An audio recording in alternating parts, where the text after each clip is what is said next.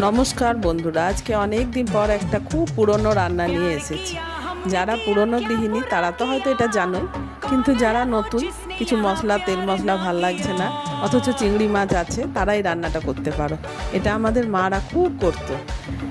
এটা ইন্দুবালা ভাতের হোটেলেও আমি দেখেছি এই রান্নাটা করতে। কিচ্ছু না, কোনো মশলা দিতে হবে না, শুধু একটু তেল দাও, তেল দিয়ে তার মধ্যে দিয়ে দাও একটু কালো জিরে ফোড়ন দাও, লঙ্কা একটু শুকনো লঙ্কা দিতেও পারো, নাও দিতে পারো, দুটো কাঁচা লঙ্কা চিড়ে দিয়ে দাও। হ্যাঁ, আর এর মধ্যে আলুগুলো ফেলে দাও। আজকাল তো জানো ইন্ডাকশান, আজকাল তো গ্যাসের এই সমস্যা, তার জন্য ইন্ডাকশানে রান্না করতে হচ্ছে।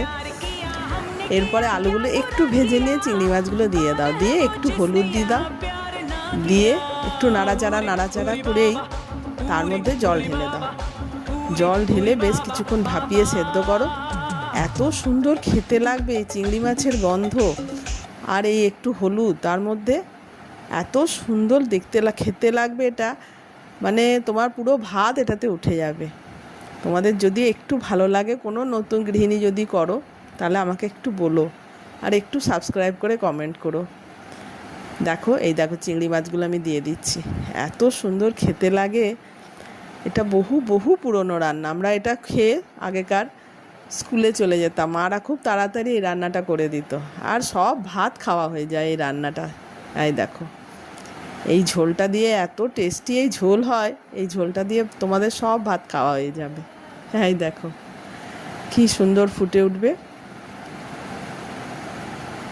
দুটো কাঁচা লঙ্কা চিড়ে হয় শেষে দিয়ে দাও, কাঁচা লঙ্কার রঙটা মানে গন্ধটাও খুব সুন্দর থাকবে, আর কাঁচা লঙ্কাটা টাটকা দেখতেও খুব ভালো লাগে, আর তার গন্ধটা কাঁচা গন্ধটাও খুব সুন্দর লাগে।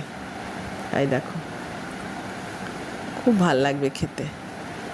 আমরা এটা প্রায়ই খেয়ে চলে যেতাম স্কুলে, সেই স্কুলের কথা মনে পড়ে যায়। তখন মারা খুব তাড়াতাড়ি করে দিত। তো এখনকার দিনে তো অন্যরকম ব্যাপার স্যাপার। নমস্কার।